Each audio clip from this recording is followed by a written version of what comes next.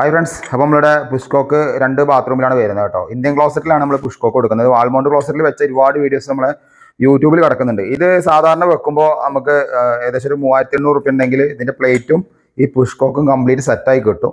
നമുക്ക് conceal first tank ആകുമ്പോൾ ഒരുപാട് റേറ്റുമാണ്. പിന്നെ അത് മാത്രമല്ല നമുക്ക് വെള്ളം ഒരു ആ ലെവലിലെ ഫസ്റ്റ് ടാങ്കിലുള്ള വെള്ളം മാത്രമാണ് കഴിഞ്ഞാൽ നമുക്കിത് സ്റ്റോർ ചെയ്ത് കഴിഞ്ഞാൽ പിന്നെ അതിൽ വെള്ളം ഉപയോഗിക്കാൻ പറ്റില്ല. ഇതങ്ങനെയല്ല, വെള്ളം നിറയുന്ന വരെ നമുക്ക് പിന്നെ വെയിറ്റ് ചെയ്യേണ്ടി വരും. ഇതങ്ങനെയല്ല, നമുക്ക് എത്ര വേണമെങ്കിലും കൺട്രോൾ ചെയ്യാൻ പറ്റും.